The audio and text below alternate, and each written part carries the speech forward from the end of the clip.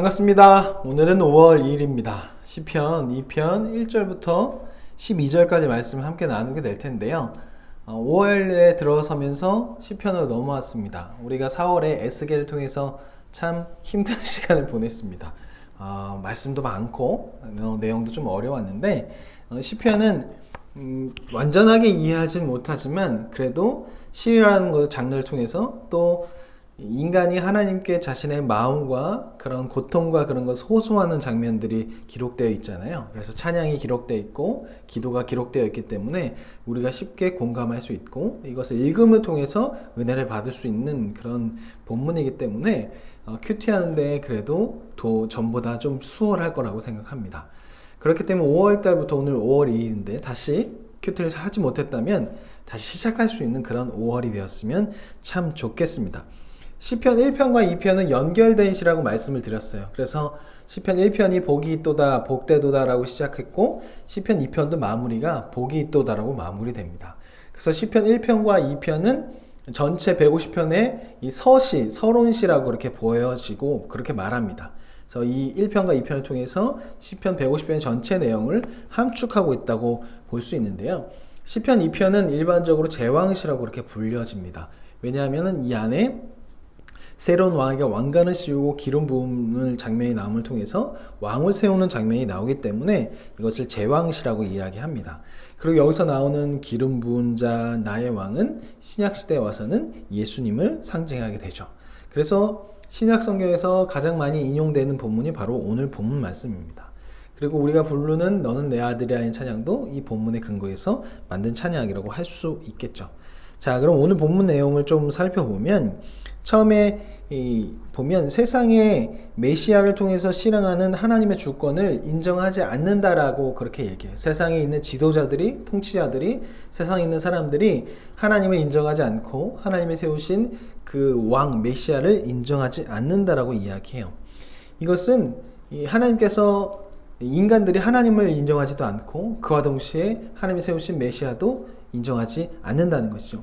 이 메시아는 히브리어로 기름 부음 받은 자, 그래서 오늘날 성경엔 기름 부음 받은 자로 그렇게 번역되어 있는데 이 메시아가 신약시대 성경시대에 와서는 이 헬라어가 공용대로 사용되었기 때문에 같은 의미를 담고 있는 그리스도라는 단어로 그렇게 사용되어서 예수님을 예수 그리스도로 이야기하죠. 그러니까 그리스도가 어떤 직함을 말하는 것이지 예수님의 또 다른 이름을 말하는 것은 아닌 것입니다. 그리고 그 다음에 이제 하나님께서 그런 모습을 보시고 그들을 향해서 진노하시면서 말씀하시는데 내가 세운 왕이다. 시온산에 내가 왕을 세웠다라고 그렇게 말씀하시며 내 아들이다 해서 다시 한번 공식적으로 선포하십니다. 그들을 향해서 이 예수 그리스도를 그러니까 메시아를 인정하지 않고 하나님 인정하지 않는 그들에게 진노하시면서 이야기하시는 거예요. 야, 똑바로 들어. 니네 지금 잘 모르고 있는데 다시 한번 내가 얘기해 줄게. 잘 듣고 행동해라 라고 그렇게 이야기하는 거죠. 그래서 뭐라고 말씀하시냐면 지혜를 얻으며 교훈을 받으라 라고 말하고 있어요. 즉 통찰력을 가지라는 거예요. 야, 잘 살펴봐. 잘 이해해보라고, 잘 돌아보라고. 그럼 지금 너네가 무엇을 하고 있는지, 무슨 잘못을 하고 있는지 잘 알게 될 거야. 그리고 교훈을 받으라는 것은요, 어떤 무언가 징계나 무언가 조짐이 생기면 왜 그런 일이 생겼는지 돌아보라는 거예요. 즉 나에게 무슨 일이 생기거나 무언가 문제가 발생했을 때 또 어떤 여러 가지 상황을 보고 나의 모습을 돌아보라는 거예요. 나의 모습을 넣어서 교훈을 받으라는 것이죠. 그래서 자신을 돌아보고 자신을 수정할 줄 알아야 한다는 거예요. 그런데 많은 사람들이 자신을 수정하지 않고 자신을 돌아보지 않아요. 그러다 보니까 결국 신앙에 문제가 발생하는 것입니다. 우리가 신앙생활을 온전히 하기 위해서는요, 날마다 돌아봐야 돼요. 날마다 회개해야 되고 날마다 말씀에 비춰서 우리의 삶이 어떻게 잘못되어 가고 있는지 그것을 돌아볼 때 우리의 신앙이 성장할 수 있습니다. 자신을 돌아보지 않는 기도, 자신을 돌아보지 않는 찬양, 자신을 돌아보지 않는 말씀은요, 바리새인과 같이 형식적인 신앙생활로 바뀔 수가 있게 됩니다. 그래서 우리는 우리의 삶을 보고 말씀을 읽을 때마다 그것을 교훈을 받아들이면서 우리의 삶을 수정할 줄 알아야 할 것입니다.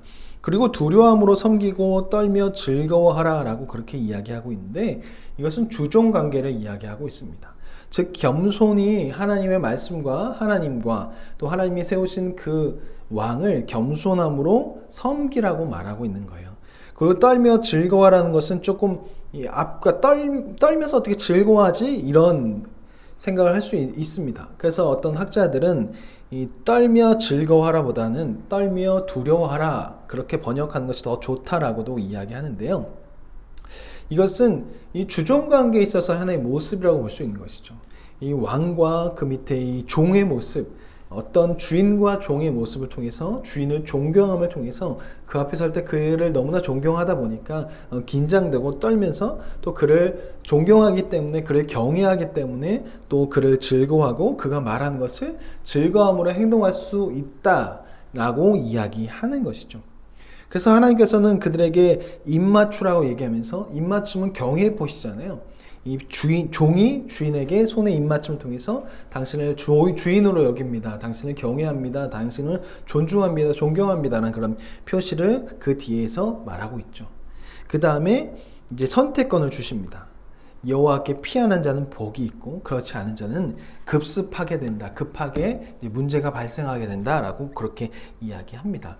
우리의 삶에서 이 여호와께 피해야 되고 우리 삶을 돌아보고 수종하는 사람이 되어야 되고 우리의 삶에서 여호와를 또 여호와의 말씀을 예수 그리스도를 경외함을 통해서 사랑함을 통해서 그렇게 행동할 때 우리 삶이 바뀔 수 있지 어떤 경외함이 아닌 단지 벌 받을까 봐 무서워서 이런 율법적인 생각들로 하다 보면 결국 우리가 하는 신앙생활은 오래 갈 수가 없습니다.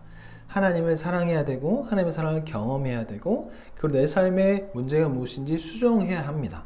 수정하는 과정 가운데 하나님께서 우리에게 이 사랑을 부어주실 것이고 깨달음을 부어주실 것이고 그리고 그 가운데 즐거움과 그 가운데 얻는 기쁨이 있을 것입니다. 그래서 말씀을 읽음을 통해서 즐거움을 얻는다는 것이 이런 것이 아닐까 생각합니다.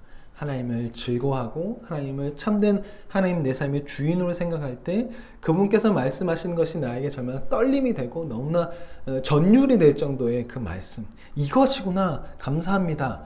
이렇게 되어야 하나님의 말씀이 우리에게 희망이 되고 즐거움이 될 것입니다.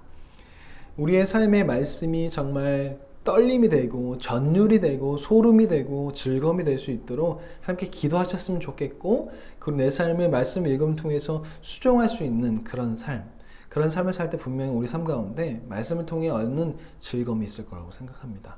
오늘 하루도 말씀을 통해서 즐거움을 얻으시는 그런 하루가 되었으면 좋겠습니다. 자, 그러면 내일은 주일 예배 잘 들으시고 월요일 날 뵙겠습니다. 그럼 안녕히 계세요.